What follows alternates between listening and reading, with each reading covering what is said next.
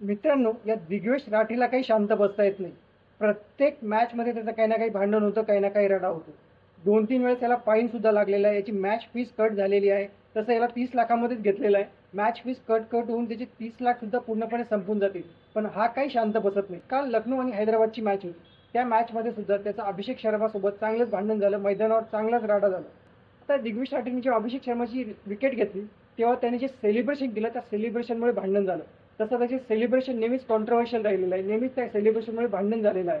आता अभिषेक शर्मा जेव्हा आउट झाला तेव्हा दिग्विशने काय केलं, तेव्हा त्याने त्याला एक सेंड ऑफ दिला. शिट्टी वाजवली आणि हाताने असं काहीतरी सेंड ऑफ दिलं. आता ते केल्यामुळे अभिषेक शर्मा सुद्धा चिडला आणि तो त्याच्या जवळ जाऊन त्याने त्याला काय केलं की तुझी अशी केस पकडेल, तुझी केस पकडून तुला आपटेल, असे काहीतरी त्यांनी इशारे केले. आता याच्यामुळे काय झालं, दोघांचं भांडण वाढलं.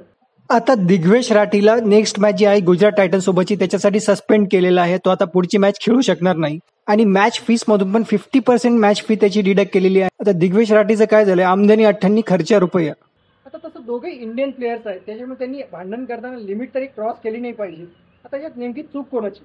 आता काही जण काय म्हणत आहेत की बॉलर आहे, बॉलरने सेलिब्रेशन केलं तर अभिषेक शर्माने चुपचाप तिथून निघून जायला पाहिजे, शांतपणे निघून जायला पाहिजे. पण आता काही जण असं पण म्हणत आहेत की दिग्विश राठी आहे तो नेहमीच आपली लिमिट क्रॉस करतो. सेलिब्रेशन करणं ठीक आहे, पण तो आपली लिमिट क्रॉस करत आहे. मित्रांनो, चॅनलला नवीन असाल तर सबस्क्राईब नक्की करा आणि व्हिडिओला लाईक करा, शेअर करा.